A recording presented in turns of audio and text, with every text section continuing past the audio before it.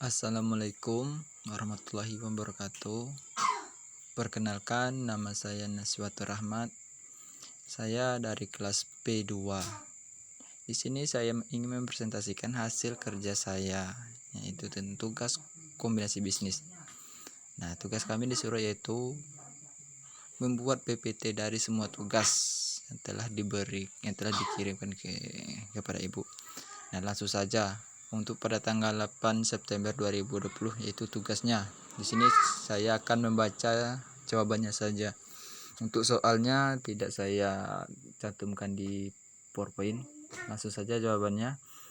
Yang saya ketahui, komunikasi bisnis yaitu salah satu hal yang penting dalam menjalankan suatu bisnis atau perusahaan. Komunikasi sangat berperan penting di dalam melakukan bisnis karena adanya komunikasi kita sangat mudah menjalankan bisnis. Next, untuk selanjutnya tanggal 15 September.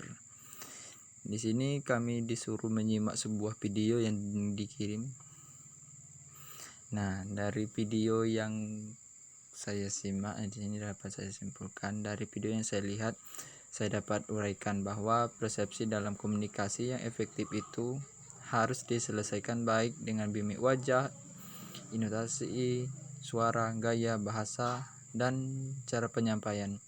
Bukan yang selalu flat, gaya bicara dan raut wajah tidak sama karena itu dimaksud agar orang mudah dalam menerima apa yang kita sampaikan. Nah, untuk selanjutnya yaitu tugasnya 3 kelompok. Di sini membuat surat lamaran kerja. Nah, langsung saja saya baca poin-poinnya saja untuk penulisan surat lamaran kerja. Contoh kasus yang terdapat susunan penulisan surat lamaran kerja yang salah. Dalam kasus ini pelamar kerja seperti meminta atau menyuruh HRD untuk membaca secara detail CV yang dikirimkannya, menunjukkan sikap kurang sopan pelamar kerja. Dan pun batasan masalah.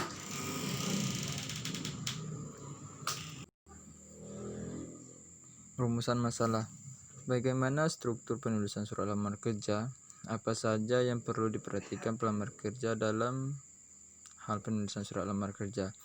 Ya, di sini ada contohnya juga dalam penulisan surat lamar kerja, tapi saya tidak cantumkan di PPT. Untuk tugas selanjutnya yaitu contoh hambatan teknis. Nah, dari sisi bidang teknologi, ketika sedang menelpon di suatu instansi, suaranya terputus atau tidak jelas dikarenakan keterbatasan tanpa fasilitas komunikasi dan peralatan komunikasi. Cara mengatasinya akan dapat dikurangi dengan adanya penemuan-penemuan baru di bidang informasi dan teknologi komunikasi. Kedua, contoh hambatan sematik, salah satu pengucapan kata atau istilah karena terlalu cepat dalam berbicara. Cara mengatasinya, komunikasi atau orang yang sedang menyampaikan sesuatu atau sedang berbicara sebanyak menggunakan bahasa yang jelas. 3. Contoh hambatan manusiawi, perbedaan persepsi pada diskusi sebuah forum. Cara mengatasinya, jika persepsi atau pendapatnya tidak sama persis dengan yang kita minta, jangan langsung mengatakan itu salah ataupun itu benar. Nah, untuk tugas selanjutnya di pertemuan pada tanggal 7 Oktober 2020 kali ini membahas tentang direct request dan contoh. Nah, direct request itu misalnya kita belanja di Shopee, itu kita barang yang kita beli di Shopee atau tidak, setelah dikirim barang yang tidak cocok, kita disuruh menulis surat undangan kepada perusahaan tersebut. Nah, untuk contohnya saya tidak cantumkan di PPT.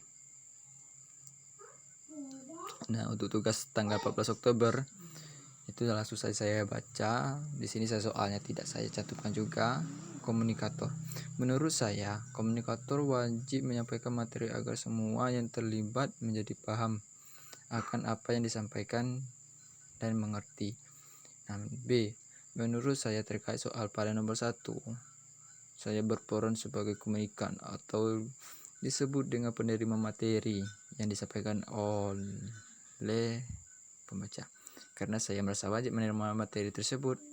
Nah, C, saya memilih media karena selain kita belajar dengan lisan ataupun di ruang kelas, kita juga bisa belajar lewat media lainnya, yaitu bisa dari buku, modul, ataupun media sosial lainnya, atau searching di Google.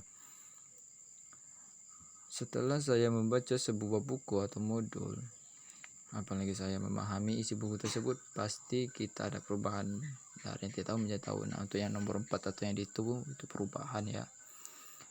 Langsung saja untuk tanggal 11 November. Untuk tanggal 11 November materinya menonton video tentang wawancara kerja. Setelah menonton video, kami disuruh memberi kesimpulan dari video yang kami tontonkan. Nah, next, adapun kesimpulannya yang saya dapat ambil saat melihat video tentang wawancara kerja yang benar, saya dapat simpulkan saya menjadi paham tentang cara interview kerja dengan baik. Dari video itu juga saya menjadi paham dan mengerti hal-hal apa saja yang perlu saya perhatikan di saat interview kerja. Di saat interview kerja, sikap kita menjadi hal yang nomor satu yang diperhatikan. Selanjutnya, tata krama kita yang menginterview kerja dan juga tutur kata kita. Selanjutnya, cara berkomunikasi yang benar dan jelas di saat kita mempresentasikan diri kita sendiri, ya. Untuk tanggal 18 November, materi selanjutnya tentang penilaian diri sendiri, self assessment. Kalau kepribadian saya sendiri, saya lebih ke indirect. Karena alasan saya memilih indirect, saya lebih senang menjadi seorang pemimpin. Nah, saya sudah mencoba di sebuah organisasi, menjadi pemimpin itu sangat menyenangkan bagi saya. Untuk poin kedua, saya lebih memilih mendukung daripada mengontrol. Soalnya mendukung, apalagi mendukung sebuah organisasi, itu sangat mudah ketimbang mengontrol. Untuk poin selanjutnya itu poin kedua. Untuk poin ini saya lebih memilih berkomunikasi karena sifat saya lebih senang berkomunikasi dengan orang yang saya belum kenal. Dengan berkomunikasi saya juga banyak dapat saudara. Kepribadian saya mudah bergaul. Saya senang dengan hal-hal yang baru. Jika sudah kenal dengan saya orangnya asik dan mudah diajak berkomunikasi. Nah, untuk tanggal 25 November. Pada tanggal 25 November yaitu tentang penulisan surat lamaran kerja dan melakukan screenshot perusahaan mana yang membuka lowongan kerja.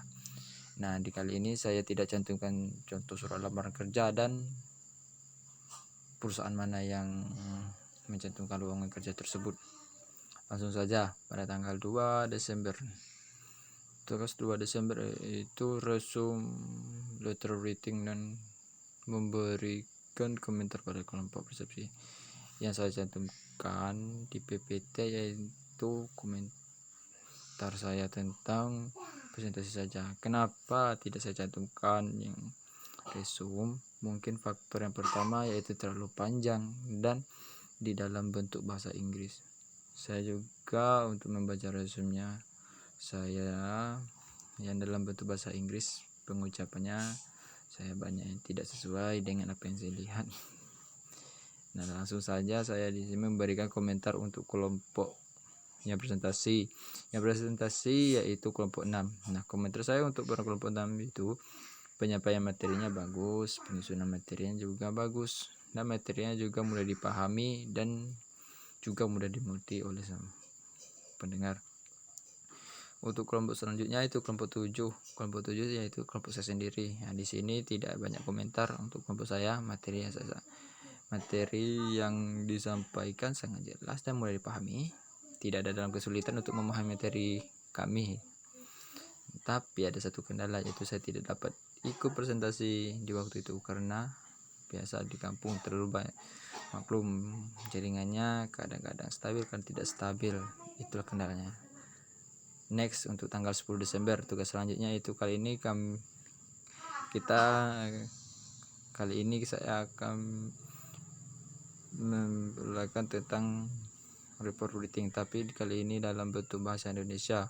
Untuk yang tadi kita suruh resume itu di dalam bentuk bahasa Inggris, kali ini kita cuma menyimpulkan dalam bentuk bahasa itu.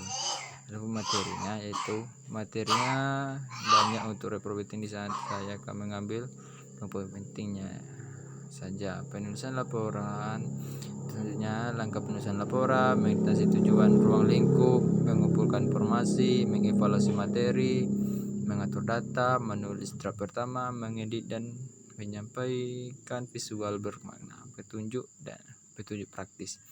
Nah, untuk tanggal 17 Desember itu tanggal tugas terakhir itu tentang kesimpulan atau menyimpulkan. Kesimpulan saya, etika sangat penting dalam lingkungan tim ataupun di lingkungan sekitar kita.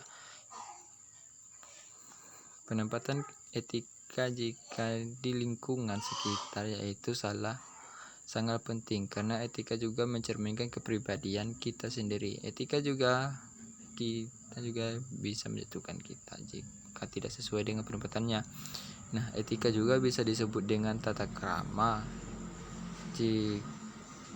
Jika etika kita di lingkungan perusahaan itu dapat melakukan kerjasama dengan baik, dan juga kita dapat memperoleh suatu kesuksesan bersama tanpa menjatuhkan satu dengan yang lain. Nah, mungkin itu saja materi atau PPT yang saya dapat presentasikan. Lebih dan kurangnya saya mohon maaf. Saya akhiri. Wassalamualaikum warahmatullahi wabarakatuh.